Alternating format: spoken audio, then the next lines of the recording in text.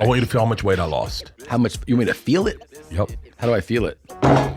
Fuck, it's so heavy I can't even lift it. It's a lot, dude. No wonder. 100%. Cheers. This episode of Two Bears, One Cave is sponsored by Kettle and Fire Bone Broth. Made with all organic ingredients and bones from 100% grass-fed cows and free-range chickens, Kettle and Fire is available at almost any grocery store in the country. It is the cleanest and highest quality bone broth on the market, and it's great for fasting support. For a limited time, you can save 25% off your entire order when you go to kettleandfire.com/bears and use the code BEARS at checkout. That's kettleandfire.com/bears with the code BEARS at checkout for 25% off your entire order. You know, I used to think when people said that Tom Cruise was gay, Yeah. I was like, why does he care? Yeah. Like, why, if he's not gay, who cares? Like Shannon Sharpe, everyone's calling Shannon Sharpe gay. They are? Dude. Isn't he always talking about... Black people have taken over podcasting. They are doing it, and they're doing it fucking so wildly reckless. Yeah, so it is. And now it's almost clear, like people go, I got a special to promote, let's just call Shannon Sharpe gay. That's what they're doing? Mike Epps did it, and then Mike Epps called him gay, and then Shannon Sharpe said he was going to shoot him. Shannon Sharpe said he was going to roll up, he was going to come up on him or whatever, and then no. Shannon Sharpe said he's going to beat his ass, and then Mike Epps said, I will shoot you then. That works. Yeah. And then they hashed it out though. And then they hashed it out, thank God, because I love Mike Epps. He's hilarious. Mike Epps is possibly one of the cooler fucking dudes, and just has never really changed. And I love that Mike Epps never, like look, I don't know anything about anything, but he never really chased Hollywood. Like he kind of was like, yeah, you can't spend the money. I hear that a lot. Yeah. I don't know what you're making it for. You can't spend it when you're dead. And Mike Epps was that guy that was like, I don't need to do things I don't want to do for money. I can just do the things I want to do. He is hilarious. He is so funny that you can just you just give him a line. Like he's one of those guys that he delivers the line and it's funny. Like he's so funny in the Hangover movies. Like I was just watching one of those again. He's effortless. It's effortless. It's really like instinctual. Like I don't think. Have you ever hung out with him? No, I've never hung out with Mike Epps. I got very lucky to party with Mike Epps a couple times. In New York? In New York. Back in the day, partying with Mike Epps is one of the funnest. He's a really positive energy dude. Yeah. And he's loves telling stories, and he's like, by the way, him on stage, I will say this to this day, I've never seen anyone murder harder than he did at the Boston Comedy Club in my entire existence there. He did a bit about selling candy bars as a kid, and it escalated into, this is what white women do. I'm paraphrasing Mike Epps. If you see this, I apologize, but this is how I remember it. This is what white women do to you. Once they reject you enough, you have to turn into a thug. So he starts off, he's like, hey, my name's Mike Epps. I'm just, and then they shut the door in his face. He's like, damn, so you go to the next door. And by the way, it escalates like, get on the floor, bitch. Like it was the fucking hardest I've ever seen anyone murder. But he's the best guy. But he said some stuff on a thing. Everyone's calling Shannon Sharpe gay. By the way, who cares? I don't care if Shannon Sharpe's gay at all. Yeah, but I definitely don't think he's gay. Think he's gay. No. But Eddie Griffin just called him gay. Really? Eddie Griffin just went out. Everybody is like, this is a way to get attention because of Shannon Sharpe's the biggest platform. And remember when everyone just called Joe Rogan 5'3"? Yeah. And you're like, he's not 5'3". Yeah. I don't know. Did that ever bother Joe? No, because at that point he had been, you forget that like when his podcast really took off, he'd already been like famous for a while, and he's already been called short and bald, and and he knocked it. So I think his tolerance for those types of insults didn't do anything to him. Probably did something to him when he was like a teenager or something. Yeah. But by the time that happened, no, I think you have to challenge information that he's given to piss him off. Everyone's got the thing that clicks on them. Yeah. Everyone's got the button. You make a claim that he either knows isn't right or disagrees with, that might get his attention. But if you're like, you're short, I don't think he's going to get fired up about that. This is so funny. We did the Secret Time, obviously, everyone. Don't tell anybody this. We did. Go ahead. We did Rich Eisen show drunk, and we were like, "What, Gronk? What's the secret about Tom Brady? We'll tell you one about Rogan." And I just said something wild, because I didn't have a secret. I didn't have a real secret about Joe. Didn't I? Where was I talking about a secret about Joe? I talked about his salmon farm. Was that with you? We were wasted. Was that on that Rich show? Eisen. Yeah. When I talked about his salmon farm? I don't know. What was it? Yes? Yeah? I think so, yeah. Yeah, that he has like a bunch of like salmon running on the property, and that he chases them and he eats them with his hands and stuff. So that's the fun part, is we can make up secrets about our friends and go and get traction. I really wish the salmon stuff would have taken off. I loved the one that he killed a mountain lion with a belt. That's like, yeah. Do you remember when that came out? Yeah. And then he actually had to come out and say, "Hey guys, I did not kill a mountain lion with a belt." Yeah. At the ice house. That was a real rumor. But rumors like, and Shannon, Eddie Griffin's coming out and saying that the big one that I do not get it, is black men wearing dresses. Oh, that's a big thing. That's a big fucking deal. By the way, you can thing. put me in, I've been in dresses. I've been in full drag makeup. Yeah. It doesn't bother me. If you were black, they would really ridicule It's so you. crazy. Yeah, that's rooted in some What? well, it's Is that like from like racist times they made black men wear dresses? made a mockery of them, just kind of period. Oh, their manhood. Their manhood. So and then you know like black dudes that are like over 30 Yeah. are all pretty homophobic. Over 40, they'll fucking stab you. Like if you make a gay joke, like so it's like. Yeah, I mean, it's unfortunate, I think, to make it like, I mean, I get it that it's a cultural thing. So like us commenting on it, someone's going to be like, well, you just don't understand. Okay, I don't understand. I don't. But by the way, those are some of my favorite movies when black dudes wear dresses. all black, just black dudes, or just dudes. What was the one where Martin? Wesley Snipes wore a dress? Oh yeah, that's right. Yeah. Yeah, so it's like a real, like it's like a card people pull out, and they're like, they made a mockery of you, and it's like, no, I mean, first of all, it can be just like a part. I mean, people celebrate Robin Williams, Mrs. Doubtfire. Fucking amazing. Tootsie, amazing. And now you can't do that now. But like White Chicks. White Chicks is a great fucking movie. Well, he had to comment on. Yeah, White Chicks is a great fucking movie. I know. And they wore dresses. Who gives? I really, but like, I understand. I don't get it, so I should just shut my mouth. I get that. But You like, never do that though. No. Why would I? That's not what the internet's for. But when you don't get shit, you say it out loud. Martin Lawrence was hilarious. Big Mom's House. Martin Lawrence. He was so funny. He's the and best. he was also, if you want to go back, everybody, especially black culture, celebrates the Martin Lawrence show. Like I watched the whole Martin Lawrence show. Oh, I'm gonna break something down. I'm gonna break something down right now. He was Shanae. He was Remember? Shannon. So wait. So okay. Let's whittle it down. Has there ever been? Give me a, let's say stereotypical strong black man comedy lead that was funny. Yeah. Sometimes when like Martin Lawrence was always like the, and I mean this with respect, but like he was always like the one it was happening to. Yeah. He was always like, whoa, come on. Like he was the joke in the joke. Like the jokes were happening at him. Eddie Murphy in Beverly Hills Cop. Right. He was strong. But I'm wondering, like, because most comedies, you don't get like the badass. Like Chris Farley was the joke. Right. Anytime Dana Well, Carvey. if you're a true badass, it's not a comedy, right? Right. Like, So where is this? They're making fun of people who are, I don't know if I'm off base on this, but like White Chicks, they're the joke. They're you're laughing at them, but they're being very funny. That's why you're laughing, because they're funny guys. White dudes there are white comics. You're one of them, kind of, where the joke, you're the driving force in the joke. I'm the one the joke's about. Right. But then I play with it, right? Like I will say like I did this stupid, or I had this stupid thought, but like it's more. You're right. It's like lashing out at things. Like Rogan is more like he's the driving force. He laughs at the things. Right.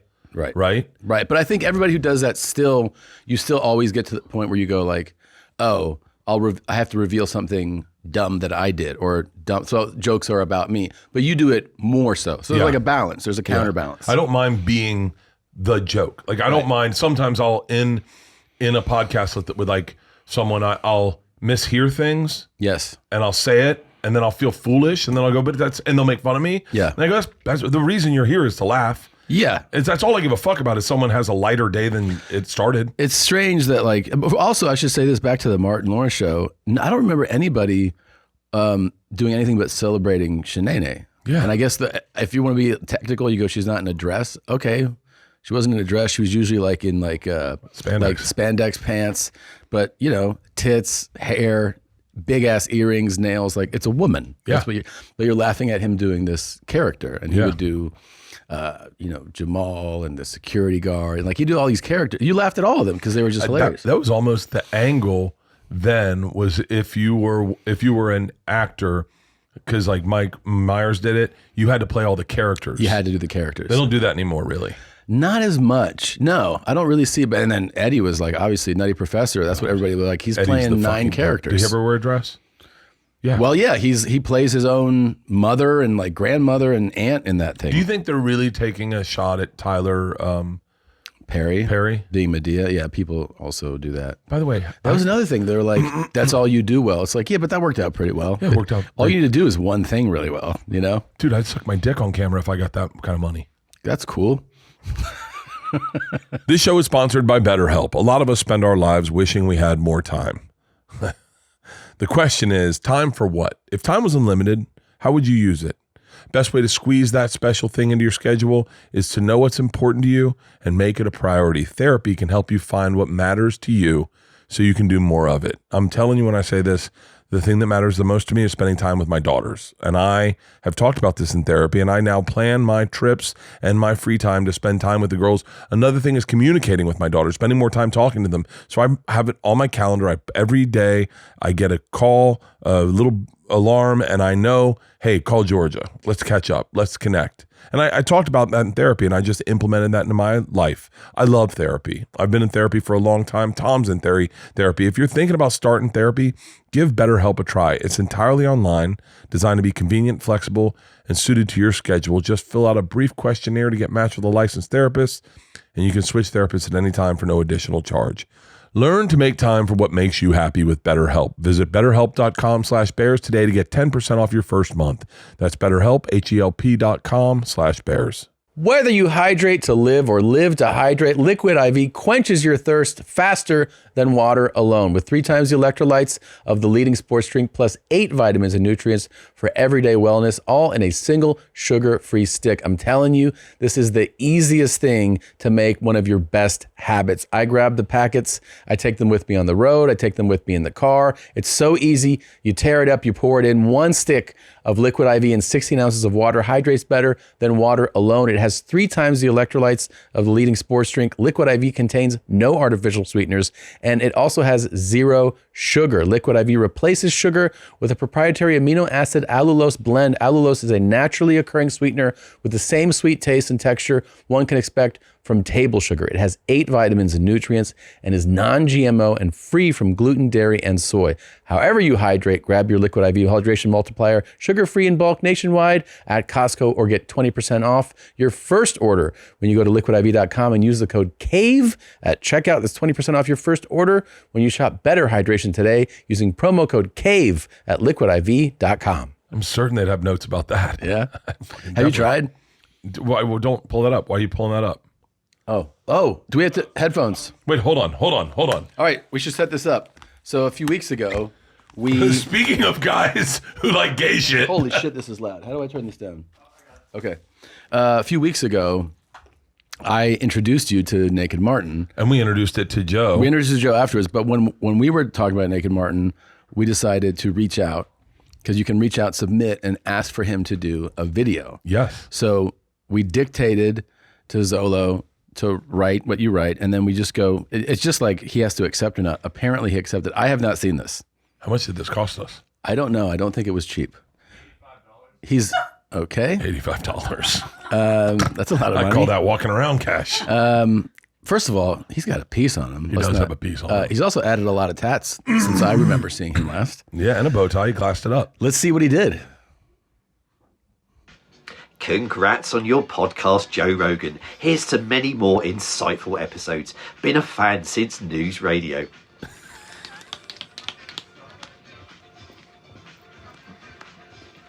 Yeah. Okay. He's jumping around. He did like a helicopter thing with his dick, if you're listening. Now Uncircumcised. Yeah, now he is. Oh, on a piece of bread. Oh, fuck. Oh, I think we asked him to make a sandwich. Oh, Tom, I'm going to throw up. Tom, I'm going to throw up. Tom, I'm going to throw up. I don't know if he's really doing Tom, this. I'm going to throw up. I'm going to throw up. Oh, my God, I'm going to fucking throw up. Oh, my God. Oh, my God. Oh, my God. There's so much shit. He's taking a shit. And it landed perfectly on the bread. Oh, my eyes are watering. I can't watch. I can't watch. I can't watch. I can't watch. I can't watch. I can't watch. I can't watch. I'm so sorry, Joe. I'm so sorry, Joe. I wish we had just gotten him to wear a dress. I just ate, too. Oh, he's cutting it into halves. There's no amount of Lucy's that are going to right my boat. He's eating it.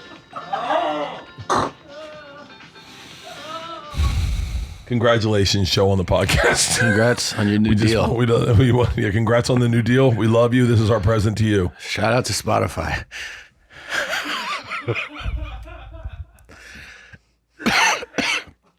That was terrible. Thank you, Martin. That was great. Different Martin. Holy shit. Fuck. That's a white guy podcast move right there. Yeah. You're not seeing that on Mason Cameron. No, they're not doing that. We should send them. We should send them one. Hey, guys, great show. We should get them to do. Mason Cameron. Mason Cameron. Congrats on your Killer rap Cam. careers and Mother Mace. and your podcast. You guys are doing big things, but not as big as this. Do you think they they just stopped talking to us? Stop. Or no, not that they do talk to us. I don't think they would. Hello, Nori from Drink Champs. we should send these to all, because I want to see the look on Nori's face, because Nori would not find that funny. No, I know. I don't think Joe's gonna find it funny. I think he's gonna throw up if he sees it. So no one's seen that yet? No one's seen it. I hadn't seen it. I wish I hadn't. I closed my eyes. They told me it had arrived yesterday, and I go, send it to me. And he's like, well, don't you want to see it first on the podcast? I go, yeah, don't send it to me. Send it to me later, because we'll get to do a fun group text in a little while. Sometimes I question my things I've done in my past parenting, and wondering if that's affected the way my children have grown up. Yeah. What do you think happened?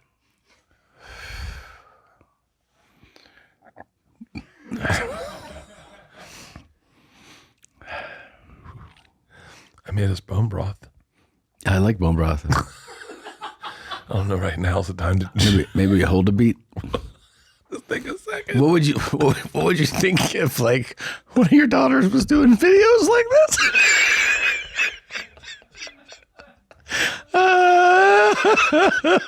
They were doing shout out shit videos.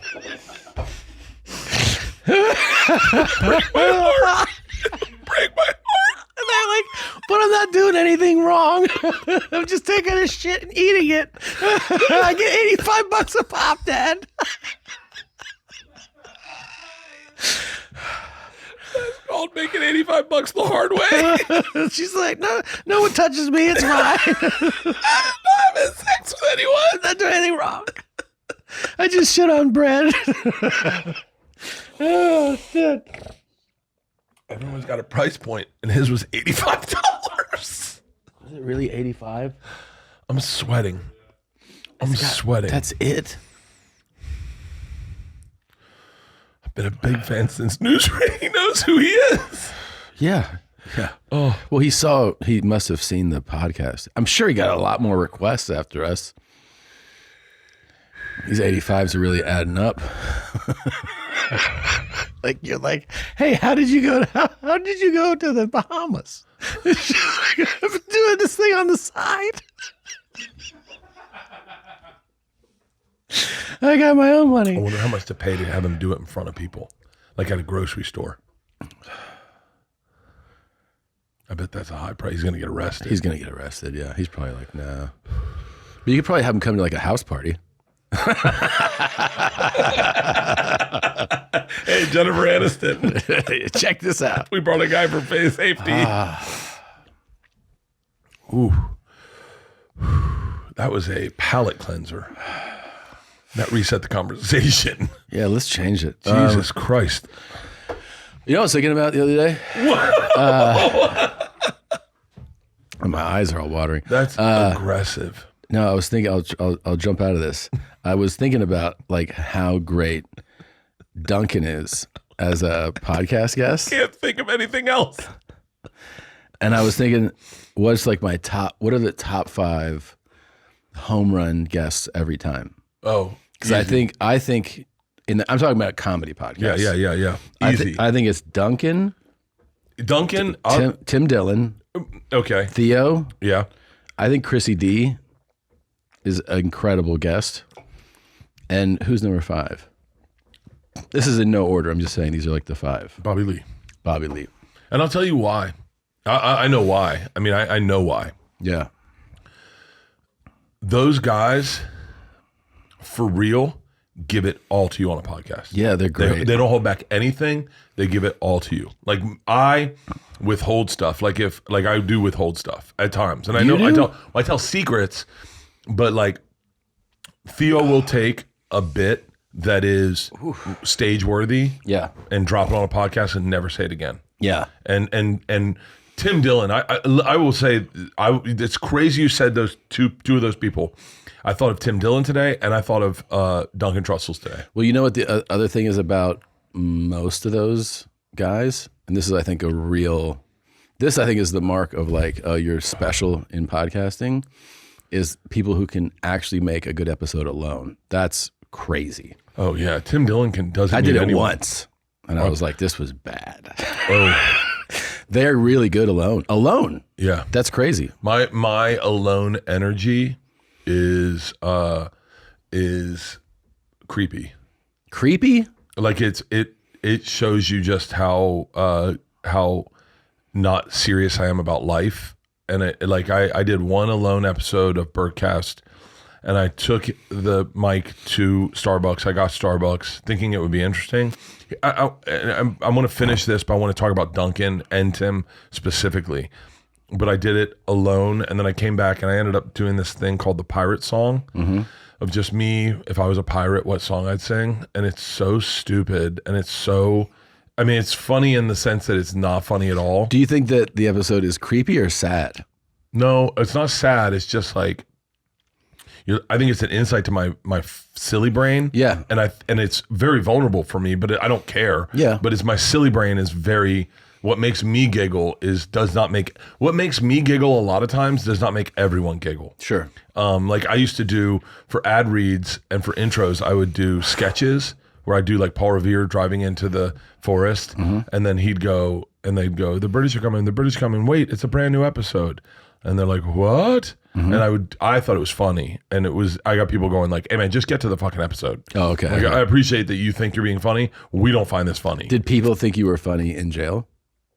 People found me, I'm very funny in jail. Yeah, I I'm bet. quick. Yeah. I make the right friends. And there's no other comedians probably locked up. They're funny dudes in jail, but not like me. Yeah. Like not guys who like, I do what Theo does on a podcast in jail. Yeah. I put all my material out there. Theo really does. I have to say this, and it's a compliment to Theo. Yeah. He will write, I think he just write jokes throughout the day, and they kind of sit there. Yeah. And if he's on a podcast, he'll give them all to you. He'll give them all to you. At some points I go, God damn it, man, I'd save that for the stage. Yeah, yeah. Because I've done that with us where we've said things, I go edit it out, I want to use it on stage. Because I'm just saying I'm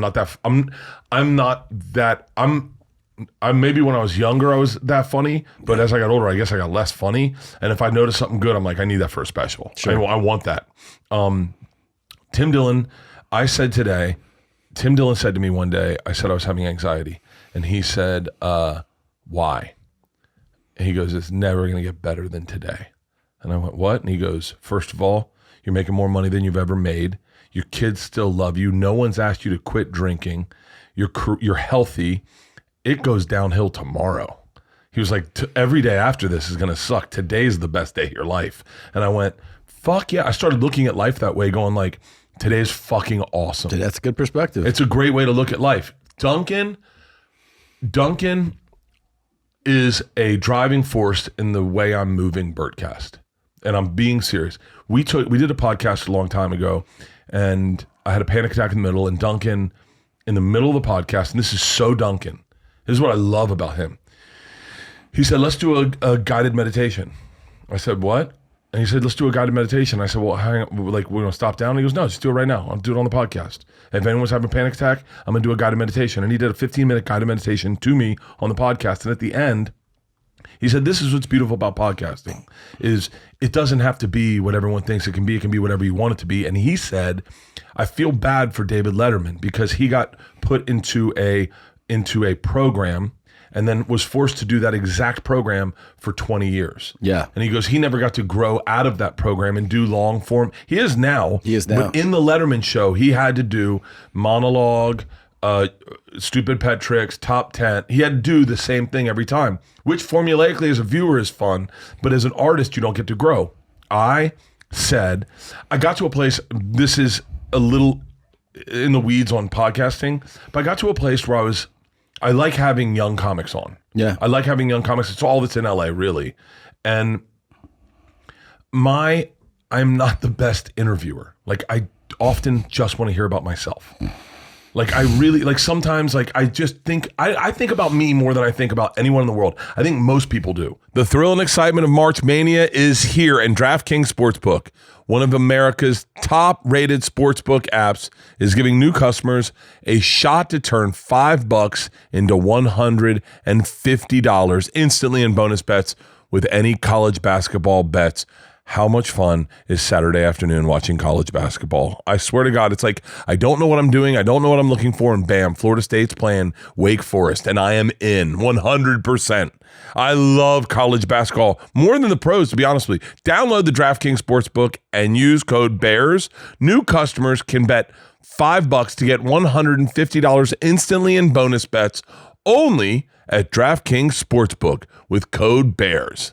The crown is yours. Gambling problem? Call 1-800-GAMBLER or visit 1-800-GAMBLER.net. In New York, call 877-8-HOPE-NY or text HOPE-NY 467-369. In Connecticut, help is available for problem gambling. Call 888-789-7777 or visit ccpg.org. Please play responsibly. On behalf of Boot Hill Casino and Resort in Kansas. 21 and over. Age varies by jurisdiction. Void in Ontario. Bonus bets expire 168 hours after issuance. See dkng.com/promos for eligibility and deposit restrictions, terms, and responsible gaming resources. The best way to learn a language, immersion, living where the language is spoken and using it every day. But if that's not in the cards this year, you can still learn a language the second best way, and that's with Babbel. Be a better you in 2024 with Babbel, the science-backed language learning app that actually works. Don't pay hundreds of dollars for private tutors or waste hours on apps don't really help you speak the language. Babbel's quick 10-minute lessons are handcrafted by over 200 language experts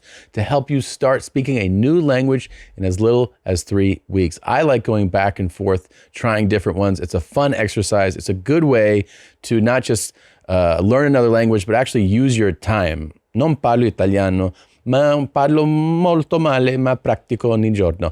Babbel has over 16 million subscriptions sold, plus all of Babbel's 14 award-winning language courses are backed by their 20-day money-back guarantee. Here's a special limited-time deal for our listeners right now. You get 55% off your Babbel subscription, but only for our listeners at babbel.com/bears. Get 55% off at babbel.com/bears. That's spelled BABBEL.com/bears. Rules and restrictions may apply. Yeah, most people think about that. And so sometimes in an interview, I'm not the best interviewer, and I'm not bringing on scientists or politicians or fucking physicists or the things that Joe's doing. And quite honestly, I couldn't do those interviews if you asked me to. It would be a fun thing to watch. I would love to hear you with an astrophysicist. Well, sometimes like, so what exactly are you fucking doing, man? He's like, I don't even know what an astrophysicist. I imagine they deal with stars. Okay. I don't even know. Just because it says astro in it. Yeah. I don't know what an astrophysicist does. I don't understand time travel. I don't understand the fucking. Those are pretty like high level concepts. When we did the podcast with Joe and he goes, "Can I talk about simulation theory?" Yeah. And I just stopped listening. Oh, I watched you, and you know what you do when you stop listening?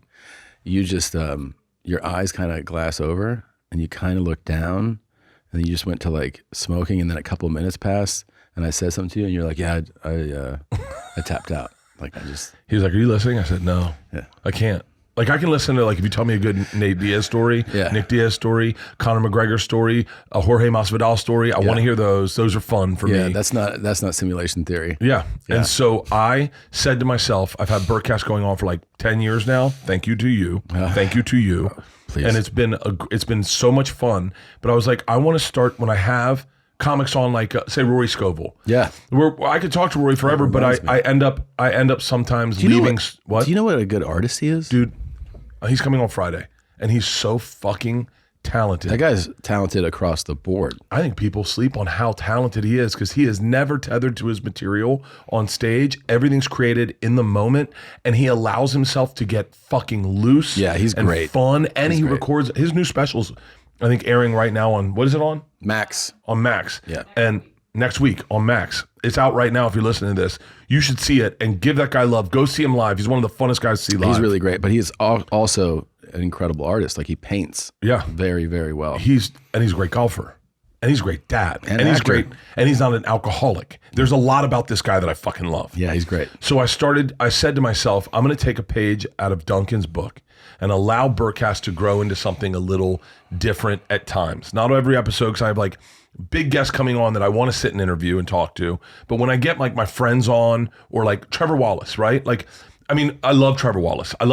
But I've done an interview with him talking about his life, and I want to have him on again. How do I get more meat off this cow? So I'm going to, based on Duncan, I'm going to mash up open tabs with these comics that I know very well. That's good. That's good. Yeah. So what I'll do is I do open tabs. I leave all the tabs open in my Safari browser, and then I go through and close them and show you the shit I've learned that week. And so it allows me, this is a cheat code, but it allows me to be interested in the conversation authentically because it's shit that they may not know about. That you know something about. That I know something about. But then I get a guy like Rory Scovel to be fucking absolutely hilarious about Flight 744 that Air France that fucking went down over, like I'm fascinated by it. Which one? Flight 744. It's all I've been watching. It went out of Brazil into France, and apparently over the equator they get crazy storms that they can't find on radar, and the storms are so high, they're 60,000 feet up. But it's just fascinating to me. Is that a plane that was lost? It went down because of turbulence. Did you watch the documentary on the one that disappeared, the famous one? Of course I did. That doc was amazing. Fuck yes. And the different theories, and then you start to go like, I think that theory checks out. And then they, right as you go like, that's it, that's what happened. Then they're like, here's another theory. Yeah. And then you start to go like, oh shit, because you kind of wanted to believe that the pilot had purposely went off course. Yeah, of course you want to. Here's the thing, is that everyone, listen, like I talked about now this. I could use some bone broth. Okay. By the way, this is from Kettle and Fire. Yeah. Kettle and Fire. I'm really into fasting. Mm-hmm. Oh, I got another thing I want to show you. This is going to be a great fucking episode. Okay, thank you. So all I did was I punched it up with a little pepper. Okay. A little hot, spicy. I like spicy in my bone broth. Their bone broth's pretty fucking awesome by itself, but I like when you feel a little kick. Yeah. So I put a little bit of red pepper flake in it. Smell good? Smells great. It smells fucking great, dude. Bone broth is fucking one of my favorite things to do. Is if I cook like tomahawk steaks or any kind of steak, throw all the bones in there and make my own bone broth. But then you can buy the one from Kettle and Broth, and they do all the fucking work for you. And Kettle and Fire. Kettle and Fire. Yeah, but they people don't know. It's really fucking hot. Yeah, I warmed can it up. tell. It's good though. It's I burned my tongue really bad. Okay, hold on. Hold on. waited. One second. I have waited. so much I want to talk to you about. Hold on. Bone broth. I want you to Good feel. for you, by the way. I want you to feel how much weight I lost. How much you want me to feel it? Yep. How do I feel it? Oh, you have a weight? Yeah. Okay. So I said to the Spartan race. You look good. Thank you. Thank you. I feel amazing. What do you weigh right now? I just weighed in after Vegas. Yeah. And I thought I was going to be like 240 after Vegas because I ate pizza a lot. Yeah. After Vegas, I was 231. That's great. And so I'm in 220s now. I have a cardiologist appointment next week. I want to get down to in like 222 would be cool. Just to see the look on my cardiologist's face. Like, shut the fuck up. What'd you weigh last time you saw him? 275. 275. And I want you to feel what that feels like, okay? Here, stand up here. Stand up here? Yeah, so we can get a full... Okay. Okay. I'm going to put it on your stomach. Oh, this is the weight you lost? Yeah. Shit. Okay. Put your hands in your stomach. Here? Yeah. That's how much weight I lost. Is that not fucking... Yeah. Is that not oppressive? Yes. It's Here, this is also a cool look. I wouldn't like here, take a look going inside. out like this would be really cool. They put... I can't get it out, it's too heavy. They put a 45-pound weight in there, and that is how much fucking weight I lost. Really? That is how much weight I lost. That's a lot, dude. Can you imagine? I was walking around with that. No wonder, the first thing that happened when I put it on, I was barefoot, and my heels started hurting. I went, no wonder I had fucking plantar fasciitis. Yeah, of course. It's so much weight. Bro. Yeah. How much weight did you lose, Tom? When? I've gone up and down so many times. I mean, most recently, yeah, that's a lot. Take a look at this. Oh, they put the They put it on. Oh wait, fuck! It's so heavy I can't even lift it. Yeah. That is it.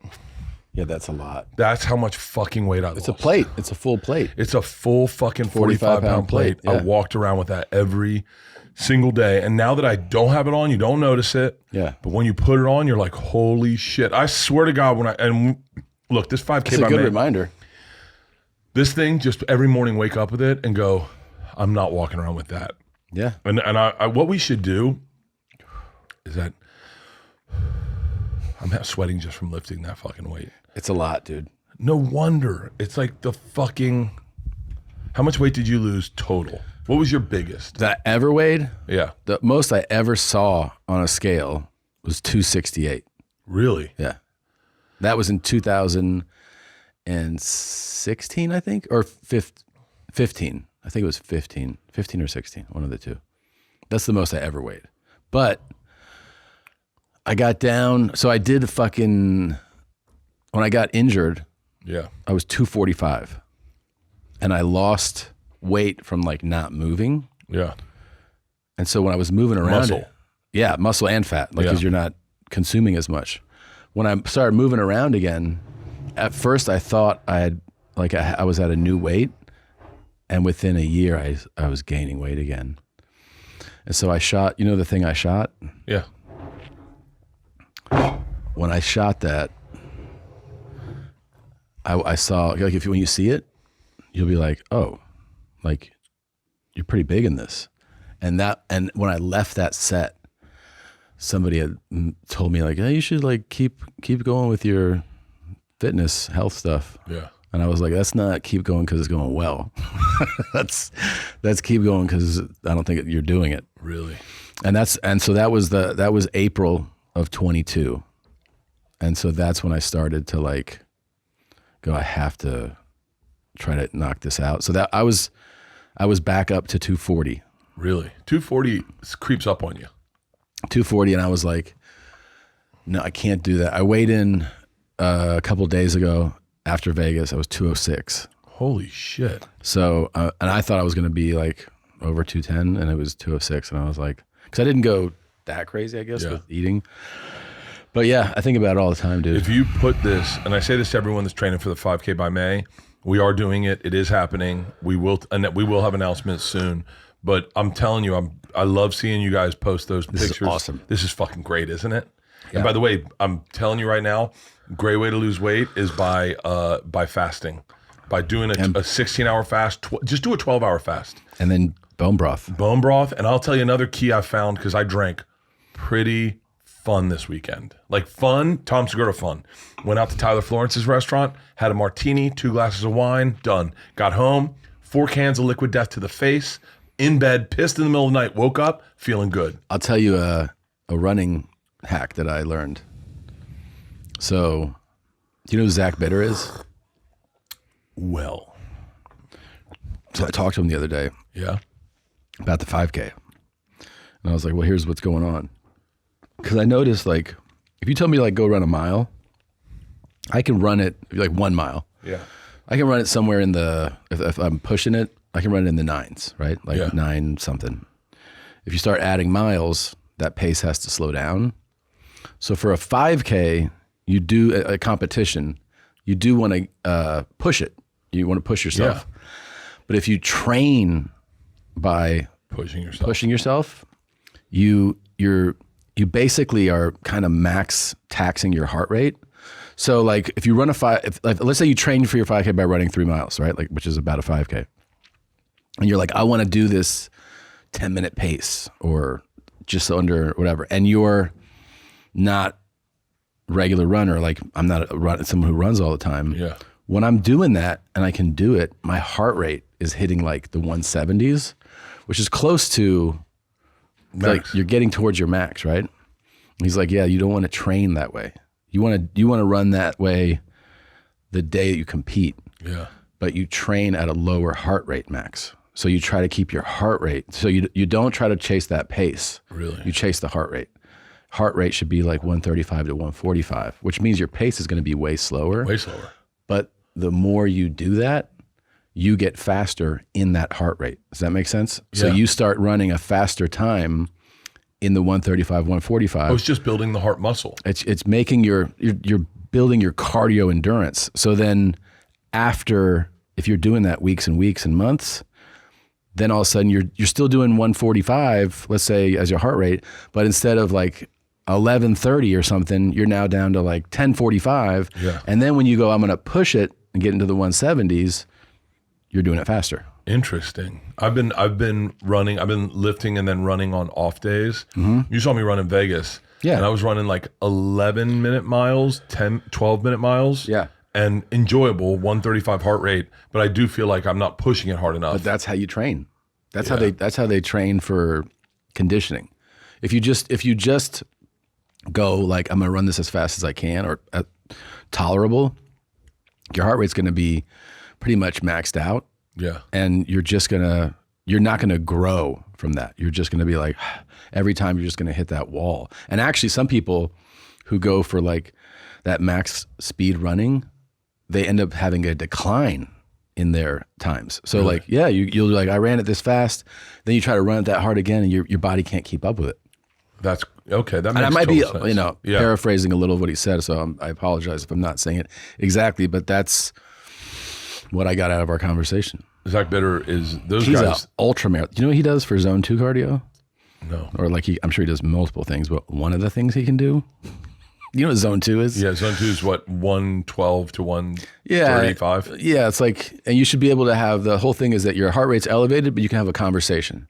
So, you know, like. Yeah, they say that's how you're supposed to jog so you can talk to the person. You talk to someone, right? But then, you know, if you start pushing it, you're like, I can't talk, yeah. Right? I can't have a conversation with you. It's too elevated. He can do a zone 2.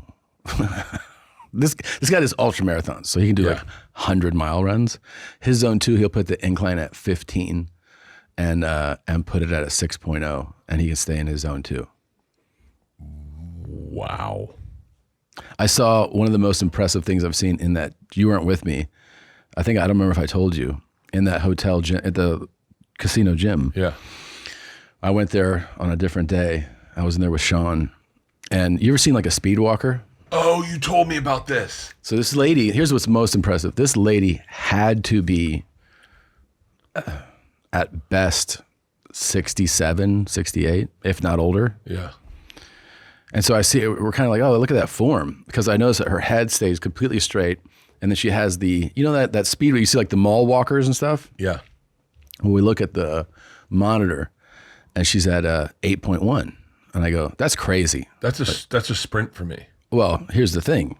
We're doing like a circuit, you know, like over here doing this machine, come back and I look 8.5 and I'm like, God damn it. She's just speed walking, right? Couple more circuits, look over 10.1. As speed walking? Speed walking. And I'm like, how did you not record her? I actually was like, if she were ending right now, I would tell her, this might be the single most impressive thing I've seen in a gym. period. I've seen people push press fucking 450 and I've seen people 500 pound bench. This is insanity. And then when we are leaving, I look over and it's at 10.5 and she is just in the zone, speed walking, not running. 10.5. And her form was just like perfect. I mean, I've never seen it. Go on a treadmill if you're not familiar and put on a 10.5. If you're not on treadmills normally, put on a 6 and it feels like a sprint. Yeah, 6 is a 10-minute mile. Yeah, and it feels fucking fast. Yeah. 7.5 is for me like a out of breath run. Yeah. Yeah, this woman was late 60s speed walking that. I've never seen anything fucking like that before. That's so. I've found out today I'm 51. You just found that out? Yeah. I thought I was 52. And I said to my sister, I was like, yeah, I'm 52, Leanne's 53. And she's like, wait, you guys aren't 1 year apart. And I was like, oh, maybe Leanne's 54. And then Cody goes, no, you were born in 72. It's 2024 and your birthday's not until November. And I went, I'm 51. It was a cool way to get a year. That's really great. See, that's what you're talking about the joke can be about you. Yeah. That's borderline retarded. And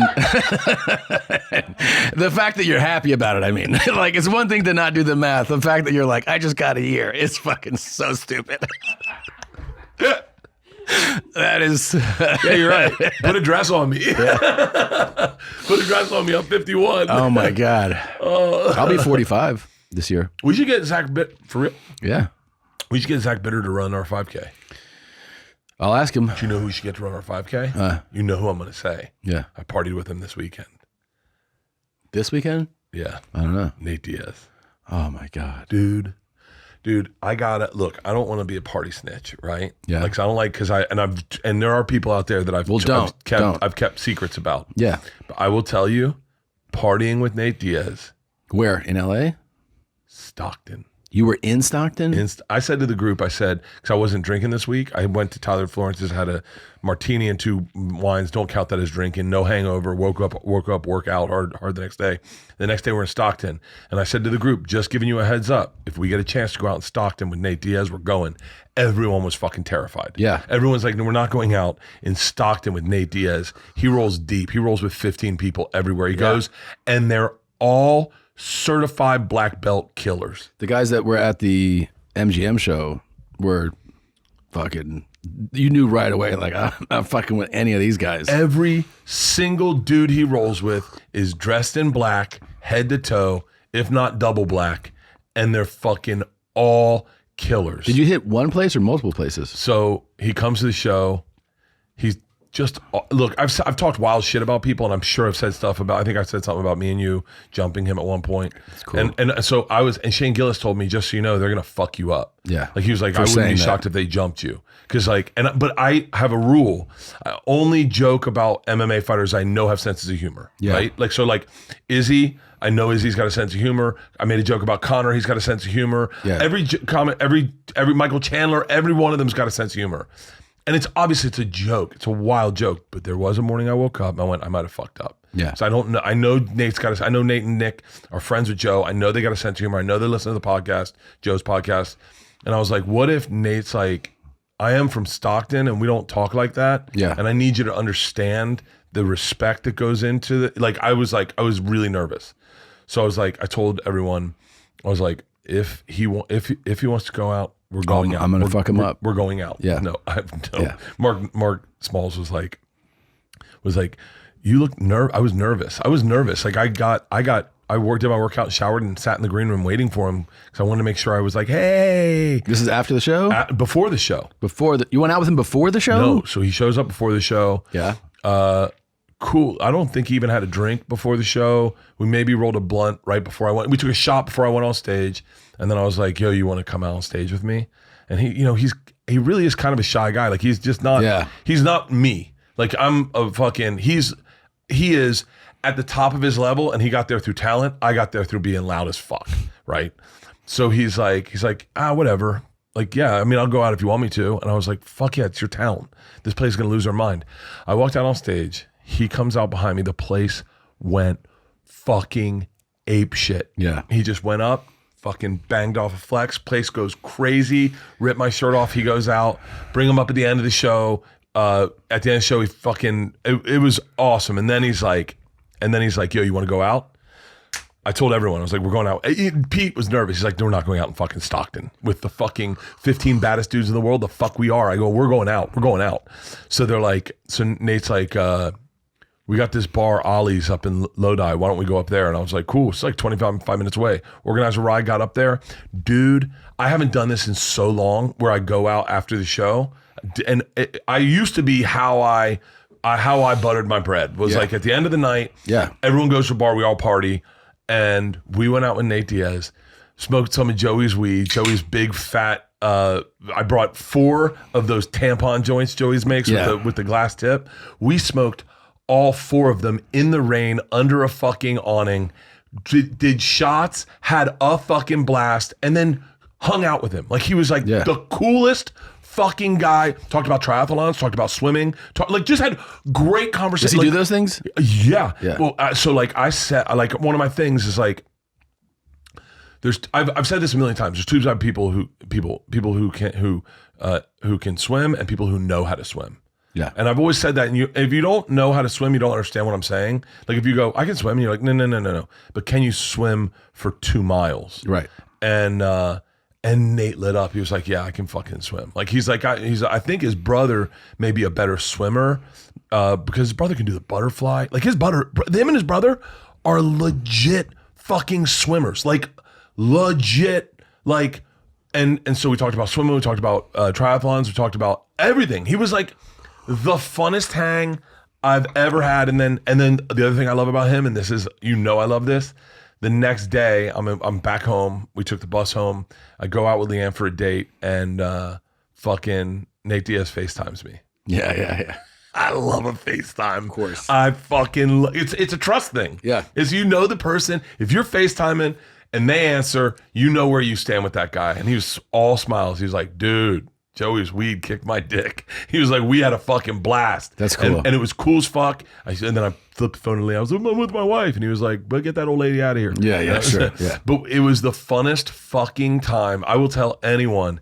And him and his whole group sat by the end of the stage, watched the whole show, fucking like he was everything.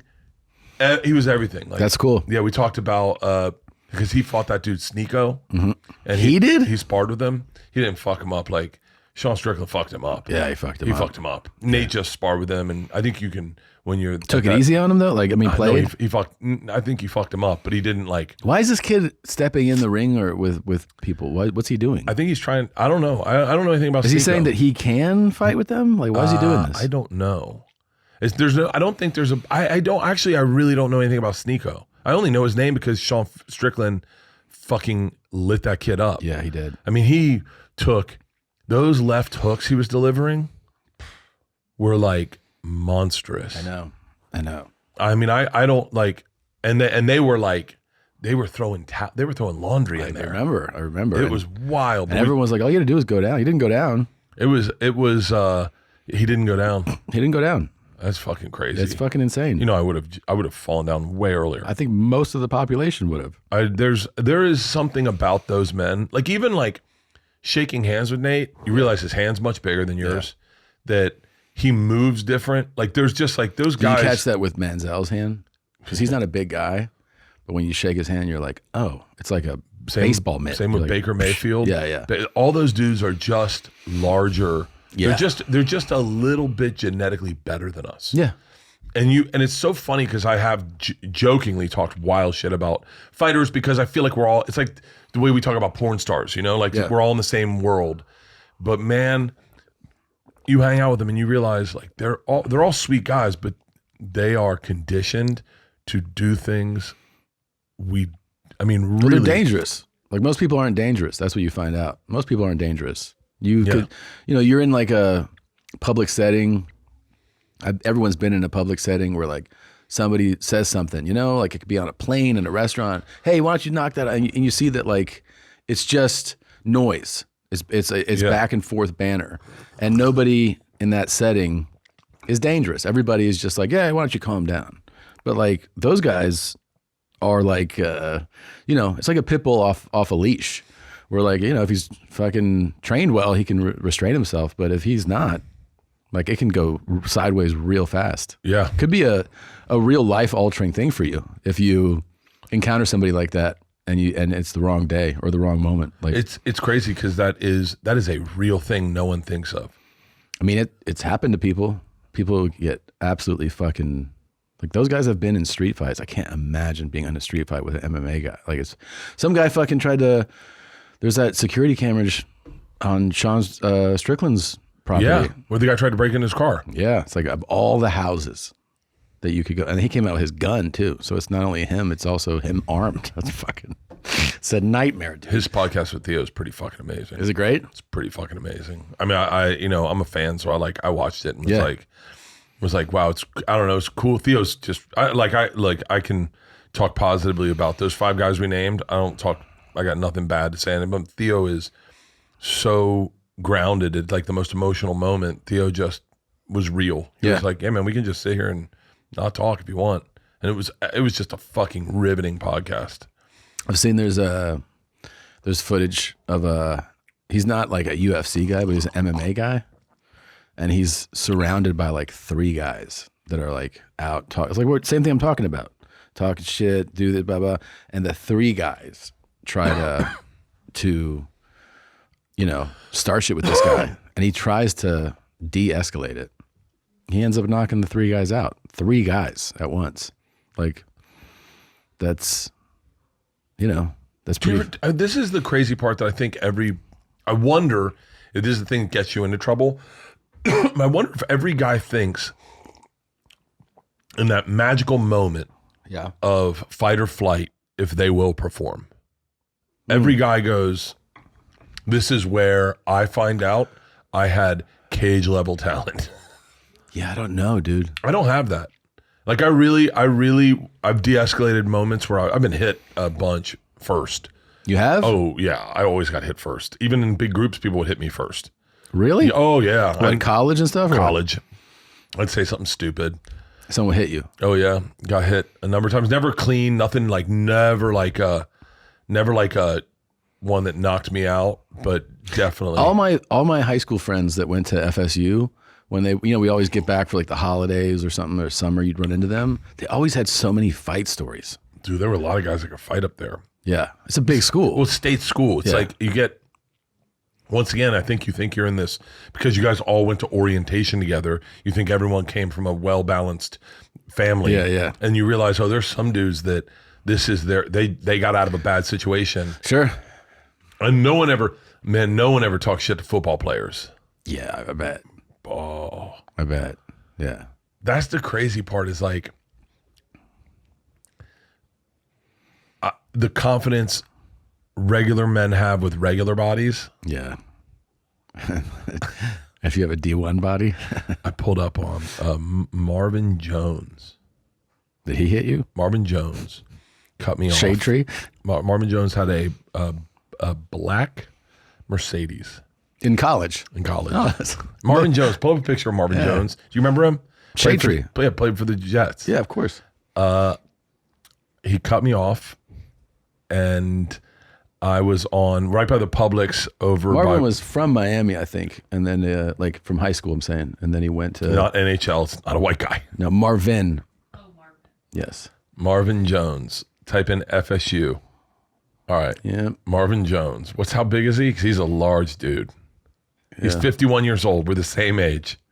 Man, we're the same age. Now we are. I thought I was older than he was until this morning. I pulled up on Marvin Jones. Hit images. Yeah, because that's the most famous shot of him, the top left one. That's like the legendary shot. And he cut me off on the road right by Publix down on Pensacola, I think it is. Uh-huh. And I think there's a turn left lane or we were going straight. I lived right by there. Yeah. And I got out of my car. And you're like, I stepped out of my car. What the fuck's up? And as his door opened and I saw his hand, I went, oh, maybe. And then as he stood up, he very kindly turned around. He's like, what's up? I was like, nothing, my bad. I got my car. I was like, My heart was racing. I was like sitting in my house feel smoking it a in your- cigarette going like, I just dodged death. It was Marvin fucking Jones. And the only reason I know that is my buddy Miles Mosley was really good friends with Marvin Jones. And Marvin would let Miles drive his car. And one day that car pulled up behind me over by the business school of business. And I thought he found me. And Miles Mosley got out of his car and I was like, what? And he was like, oh, it's Marvin's car. And I was like, I talk shit to Marvin Jones. Like he would have fucking. That would have been the best story ever if you're like, I got my ass beat by Marvin Jones had like a stop sign in Tallahassee. Also, you'd probably still have like a speech defect. Did I ever tell you about the worst I almost got beat up? No. Because I'll tell you this, the worst you almost got beat up is this story. Yeah. For sure, dude. Yeah. That would have been a fucking nightmare. God. Well, how big was he? 244, 6'4"? No, not 6'4". 6'3"? He was. I'll tell you this, it was a different 244 than I had. It was. Yeah. 6'2". 6'2". Yeah. He was massive. No, he was a monster. He was a monster. So dude. the worst I almost got beat up when we were. This is get ready for the whitest story you've ever heard. Okay. It is the whitest story. And you almost got beat up here? Almost got beat up. So I was a runner for my dad's law firm. This is a pretty white start. It's a pretty white start. Yeah. And I would run things down to the courthouse, like probate documents back and forth to the courthouse. And I was confident. I was in good shape. My testosterone was flowing. I was in good shape. I was probably a junior in high school. Okay. Going into my junior year, maybe going into my like senior 17? year. 17. Fucking finger fucking a girl in Carrollwood at the time. Nice. I really had my I was laying down my oats. And so I get to my dad's office and his secretary says, hey, there's some kids in the house behind us. They're shooting BBs at our cars. Can you get them to stop? So I was like, sure. Have I ever told you the story? No. So I was, yeah, I'll fucking shut this down real quick. Confidently. Confidently. Now, the parking, there was a waist-high fence in the parking where my dad's office was, but it dropped down. The house behind was like, it was a 8-foot fence to them. So we were on higher ground. Got you. So I go back, I see these two kids sitting on a picnic bench in a Forest Hills. This is very specific to Tampa. Forest Hills white trash house, okay? Forest Hills ramshackle house. And these two redneck kids, maybe 10, 12, have BB guns and they're laughing.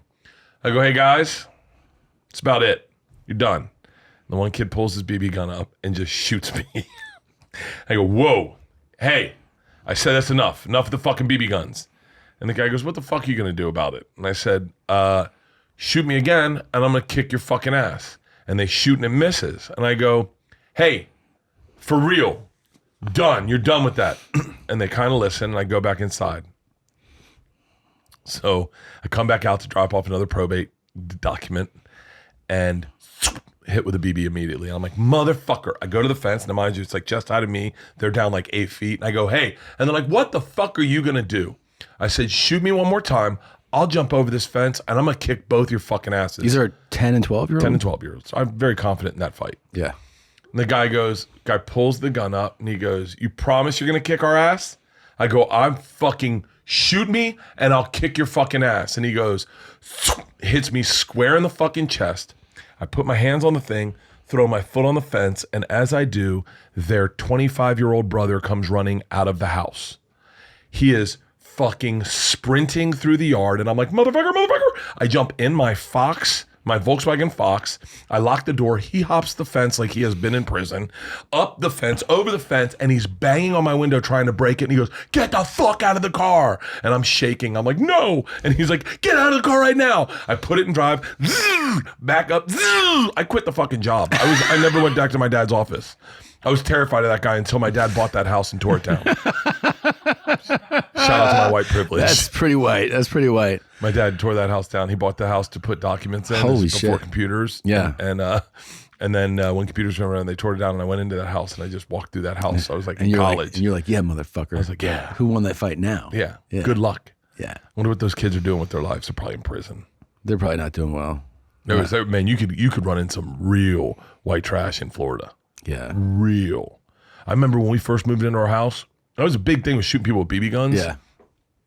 These two redneck kids were chasing a child through the swamps, shooting with BB guns, and he was standing on an island just getting tagged, and they were in a boat laughing. And my dad was like, "Hey, cut it out!" And then those kids started shooting us, and I was like, "Dad, leave him there. It's his fight." I remember when I dropped off my friend at his house in so there's this area right next to Vero called Gifford, and like it's an all black area, and I drop him off after football practice, so it would be like sundown, and I drop him off. I mean, it's a really like it's pretty run down area. You know? And when I drop him off, his house is up on cinder blocks. You know, there's like a trash bag where like one of the like a hole is. All dirt roads. And when I back out and I go to the stop sign, there's these just 3 black teenage kids. And they're like, "What's up, white boy?" And I was like, And you know what they did? They jumped on the hood of the car, and I was like, "Ah!" And they start smacking the window, and I was like, "Ah!" And then they start laughing. And I was like, I'm cool, I'm good. To myself, I was like, I wasn't scared. I was so scared. Do you know my buddy Tony Hernandez? You saw him this weekend. Yeah. So Tony went to school at a place called Robinson, right? Robinson, until he went to Plant. He went to Plant, I think his senior year, but he went to school in Robinson. Robinson, old school Tampa, was like predominantly black. Yeah. So all Tony's friends were black, all of Tony's friends. So we meet Tony when we're young. And then one night we're like junior year, and he's like, "Hey man, you want to go out with a bunch of my friends?" And I was like, "Yeah." And he's like, "Cool. Can you pick them up?" Because he lived in South Tampa. I live in North Tampa. He goes, "They're in West Tampa. Can you pick them up?" And I was like, "Yeah." Well, West Tampa is defined by the interstate.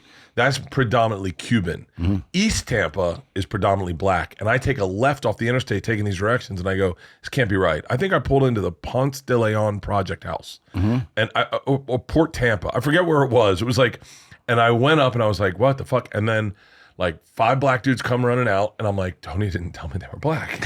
I just was like, and I'm like, "Oh fuck." And they just, "You Bert?" And I was like, "Yeah." They get in my car. I'm like, "Oh fuck. Oh cool." And so everything's totally fine. Like, we're all just normal kids at this time. We go get Tony, and then they're like, "What are we doing tonight?" And I was like, "There's this party." So we're like, "Cool." So I take them to this party, and I was like, "You guys, this should be fun." And they're like, "Yeah, we're gonna fuck these white boys up." And I'm like, "Wait, what?" They just went into a party and started a fight and beat up all my friends. And I drove them home, and I never told anybody. They beat up my best friend that I grew up with, Pat Fagan. They beat him up. And I was like, "That's crazy. Where do they come from?" They just found us. I took them home. You guys need a ride? I still see them from time to time. I do. They come to my shows in Tampa. They're all grown ups, they have kids. Yeah. I remember when I got in that fight with that dude, Donovan. Do you remember me telling that story about I got into a fight with a black dude named Donovan? When I was in high school? He's still alive. Cal had found him. Oh, he's still alive? Cal had found his daughter, and his daughter's like, they're like, "You want to come on the show and talk to Bert?" And then Donovan goes, "How much?" He's like, "I'm not going to pay you." And he's like, "Pass." I beat a lot of people's asses. Oh, wow. When I got into a fight with Donovan, I got beat up. In high school? In high school, yeah. He was like a state wrestling champion. Oh, those guys are nasty. He warmed up by shaking his Camaro. Like he was warming up for the fight. And I was like, "Oh, I didn't even think about stretching." Yeah. And I remember I ripped his shirt off of him on accident. I didn't do it on purpose. I was falling.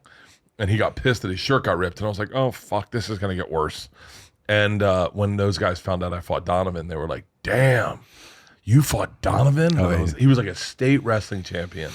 He was jacked, and he'd go out by himself. Did you tell them a different version of how the fight went? Were you like, No. kinda... That's the one thing you're going to get true from me, Yeah. is that I, for whatever reason, and this goes back to the initial conversation about like, I don't know, for whatever reason, in the story, looking like the fool and making people laugh was more important to me than being the tough guy in the story. Yeah. So I got really beat, and I'm not really beat up. He wasn't that bad.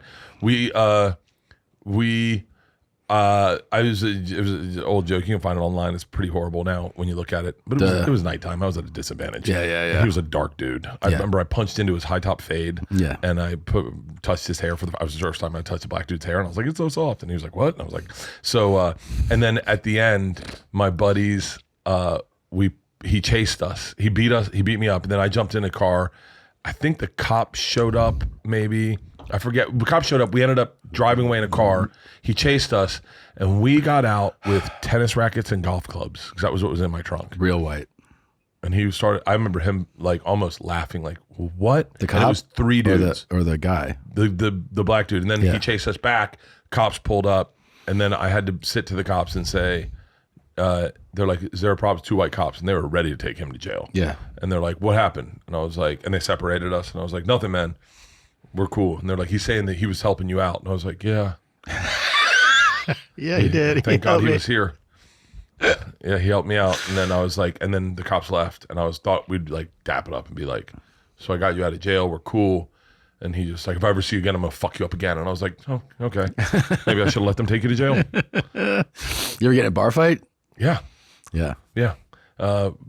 Good one. Right around the Rodney King verdict. Oh, were you pissed about it? No. It was white on white. Yeah. Lambda Chi's versus ATOs, and I just jumped in the middle. And I was like, "Whoa, whoa, whoa. Can't we all just get along?" And I got a big laugh from my friends, and that's when I felt the punch. And I went, "Foomp."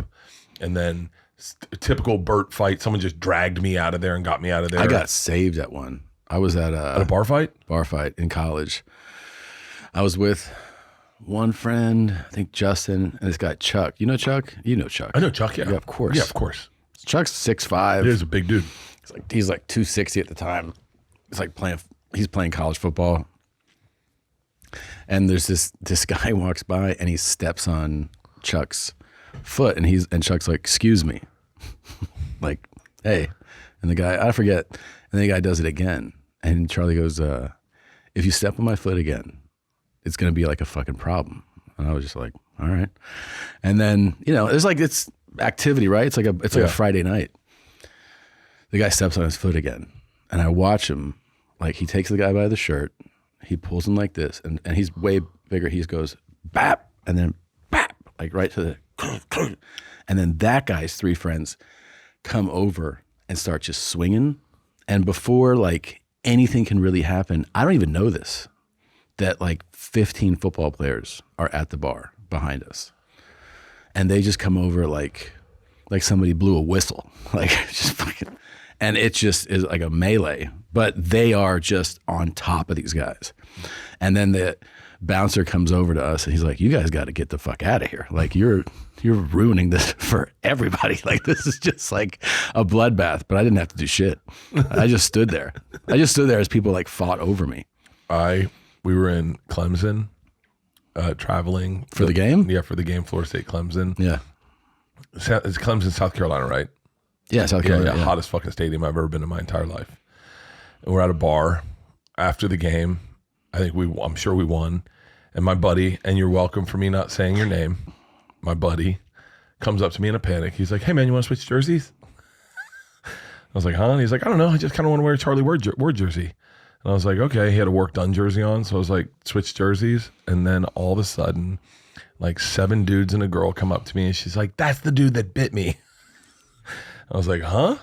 And they're like, "Let's go." And they fucking moved me outside of the bar. And by the way, this is all my fraternity, all my friends are there. They moved me out of the bar and they're like, she's like, "Yeah, it's the guy in the work done jersey that bit me."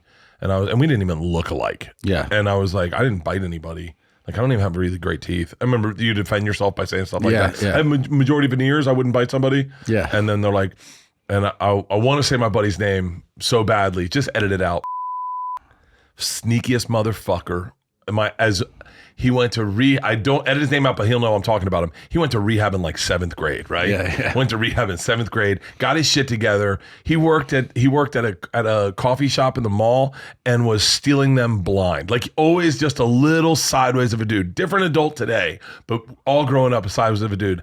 I remember watching him as these guys were talking to me, just sneak up behind someone, and the guy talking to me just goes wham and sucker punch, jaws that guy unconscious into a planter box. The guy goes whonk, and the biggest fight breaks out. I'm not involved in it at all. Everyone's punching each other, and I just moved out of the way. But I remember the dude that switched jersey he was like, "Oh, that was crazy, huh?" And I was like, "Did you do that on purpose?" He was like, "Fuck yeah, I bet that chick." Yeah. He's like, "I'm not gonna fucking get a fight. I can't fight. You can fight." And I was like, "I can't fucking fight either. Give it to a big guy. Yeah. Give it to fucking." Okay. We should probably wrap up. We should wrap up. Yeah. By the way, we just shared fight stories. Yeah. That we didn't. By the way, we didn't fight in any of our fight stories, really. No. That's why I had so much fun with Nate Diaz. Yeah. Nate Diaz, you were surrounded by 15 fucking murderers. Yeah. No one's gonna touch you. That was like. But by the way, I gotta say, everyone in Lodi, I think when you grow up in a place like Lodi or Stockton, you have a respect for men that we don't have maybe here. Yeah. And so like everyone was cool as fuck. There was never any drama. Everyone was cool as fuck. Shout out to Ollie's in Lodi. And shout out to the mayor. The mayor was there. Oh, shout out to the mayor. Nate Diaz rolls in with the mayor. That's awesome. That's awesome. I love you, Tommy. Love you too. This bone broth was the shit. Thanks for making it. I'm fucking done. All right. See you next time. Bert and Tom, Tom and Bert. One goes topless while the other wears a shirt. Tom tells stories and Bert's the machine. There's not a chance in hell that they'll keep it clean.